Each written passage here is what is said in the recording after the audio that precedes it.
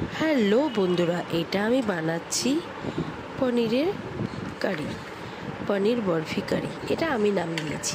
যাই হোক, যারা যারা নিরামিষ খায় তাদের জন্য এটা, কিন্তু আমি এর মধ্যে পেঁয়াজ দিয়ে ফেলেছি, তার জন্য সেটা আমার ব্যাপার। আপনারা যারা নিরামিষ খান তারা পেঁয়াজ রসুন তো খান না। আমি এতে কোনো রকম আদা রসুনও ব্যবহার করিনি। এর মধ্যে আমি কেটেছি পেঁয়াজ, টমেটো কিউব কিউব করে কেটেছি, এবারে মিক্সি করে নিচ্ছি। তার মধ্যে হলুদের গুঁড়ো, নুনের গুঁড়ো আর ধনের গুঁড়ো, লঙ্কার গুঁড়ো, চিনি দিয়ে ভালো করে আমি মিক্সি করছি। আর একটু জলও দিয়েছি যাতে সুন্দরভাবে পুরোটা মিক্সি হয়। এই মিক্সি হয়ে গেল দেখুন। আর আমি 200 আমুল পনির কিনে এনেছিলাম, আর আমার অল্প পনির ছিল। এটাকে আমি ওরকম বরফিভাবে আমি কেটে নিয়েছি, দেখুন কত সুন্দর। ঠিক আছে, আর আমি এই রান্নাটা করছি অলিভ অয়েল দিয়ে। আপনারা আপনাদের তেল অনুযায়ী করবেন, আমার ইচ্ছা হলো আমি করলাম। ঠিক আছে, এই তেলের মধ্যে আমি একটু হলুদ, একটু নুন দিচ্ছি, দিয়ে ভালো করে নাড়িয়ে নিয়ে আমি একটা একটা করে পনির ভেজে নেব।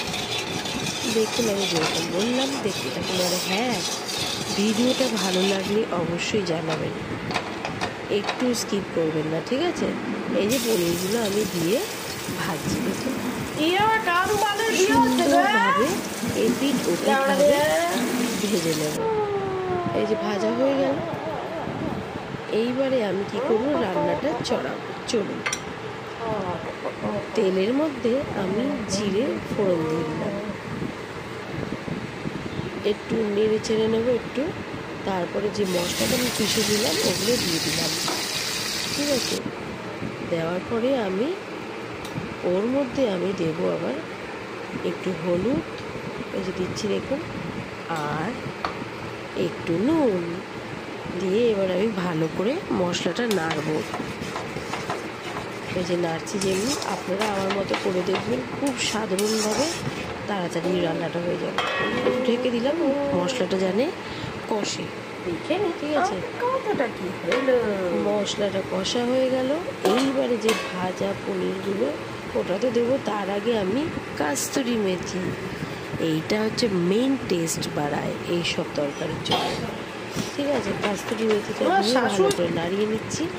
তারপরে আমি বলেছিলাম ওই পনিরগুলো দিয়ে দিলাম, ভালো করে আমি কষাবো, নাড়িয়ে চাড়িয়ে সুন্দরভাবে কষিয়ে এবারে আমি এর মধ্যে কী করবো, একটু জল দিয়ে দেবো। দেখুন সুন্দরভাবে আমি কিন্তু কষিয়ে নিলাম, আর জলও দিয়ে নিলাম। এইবারে আমি একটু ঢেকে দেবো যাতে পুরো সিদ্ধ হয়ে যায়। এই যে ঢেকে দিলাম। ঠিক আছে, হয়ে গেল। এবারে আমার পনিরের তরকারিটা কেমন লাগলো অবশ্যই কিন্তু কমেন্টে জানাবেন। আমার তো খুব ভালো লেগেছে, টেস্ট লেগেছে দারুণ।